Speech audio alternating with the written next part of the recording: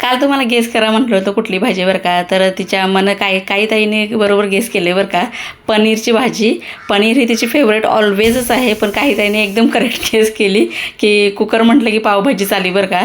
तिच्या आता खाण्याच्या लिस्टमध्ये पावभाजीसुद्धा फेवरेट झाली, पण शक्यतो तिला पनीरच जास्त आवडतं बरं का. मस्तपैकी इथे पावभाजी करण्यासाठी मी फ्लावर, कोबी, वाटाणे घेतले आणि इथे फोडणीला टाकलेलं आहे कांदा, जिऱ्याची फोडणी दिली आणि शिमला मिरची आणि आपलं तिखट, हळद, मीठ टाकले.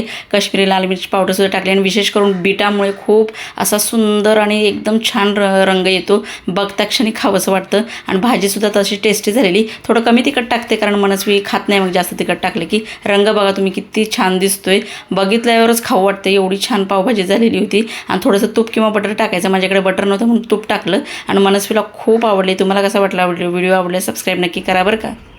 एक नंबर खूप छान.